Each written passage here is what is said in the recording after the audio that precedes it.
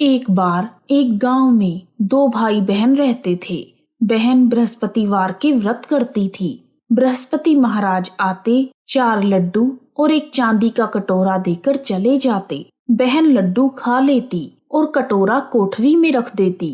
एक दिन उसकी भाभी ने कोठरी खोली तो देखा वहां पर कटोरों की जगमग हो रही है। फिर उसने पड़ोसन से कहा, पता नहीं मेरी ननद इतने कटोरे कहाँ से लाई। तब पड़ोसन ने कहा, अपने आदमी से कहना। इस पर भाभी बोली, मेरा आदमी मेरी बात नहीं सुनेगा। फिर पड़ोसन ने कहा, दाल का चमचा भात में और भात का चमचा दाल में दे देना। उसने पड़ोसन की बात मान ली और वैसा ही किया। उसकी इस हरकत पर उसका पति बोला, पागल हो रही हो क्या? यह क्या कर रही हो? तब भाभी बोली, पागल मैं नहीं हो रही, पागल तो तुम्हारी बहन हो गई है। पता नहीं कहाँ से इतने चांदी के कटोरे लाती है। पूरी कोठरी चांदी के कटोरों से भरी पड़ी है। तुम इसे घर से निकाल दो। अगले दिन भाई अपनी बहन से बोला, जीजी आज हम मामा के घर चलेंगे। वह जानती थी कि मामा के घर कौन जाएगा। उसने कहा, भैया जहाँ केले का पेड़ हो और एक मंदिर हो, मुझे वहाँ उतार देना। तब भाई बोला, ठीक है। फिर वह दोनों जंगल की ओर चल दिए। रास्ते में जहाँ केले का पेड़ और मंदिर था, उसने अपनी बहन को वहाँ उतार दिया। वह बृहस्पतिवार का दिन था।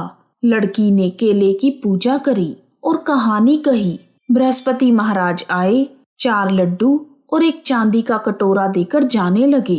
उसका भाई पेड़ के पीछे छिपकर यह सब देख रहा था। उसने बृहस्पति महाराज के पैर पकड़ लिए। तब बृहस्पति महाराज बोले, पापी मेरे पैर छोड़, तू कंवारी कन्या को कलंक लगाता है। यह तो सत के व्रत करती है, मैं ही इसे देकर जाता हूँ। तुम भूल कर भी इसका पीछा मत करना। फिर वह अपनी बहन को लेकर घर आ गया। उसकी भाभी दरवाजे पर खड़ी थी। वह बोली, तुम तो इसे वापस लेकर आ गए।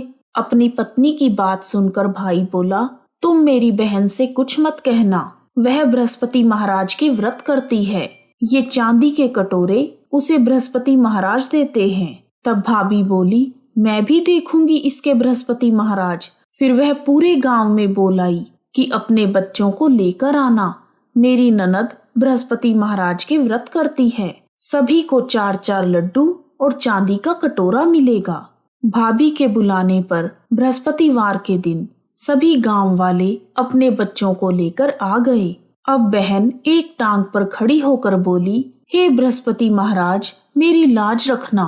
उसने 3 बार बृहस्पति महाराज से प्रार्थना की। उसकी प्रार्थना को सुनकर बृहस्पति महाराज वहां पर आ गए। उन्होंने सभी को 4-4 लड्डू और एक चांदी का कटोरा दिया। हे बृहस्पति महाराज, जैसे आपने बहन की लाज रखी वैसे ही सबकी रखना। सब पर अपनी कृपा बनाए रखना। कहानी अधूरी हो तो पूरी करना, पूरी हो तो मान करना। बोलो बृहस्पति महाराज की जय।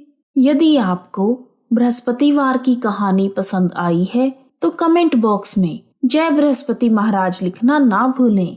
आप सभी का हार्दिक धन्यवाद। जय बृहस्पति महाराज।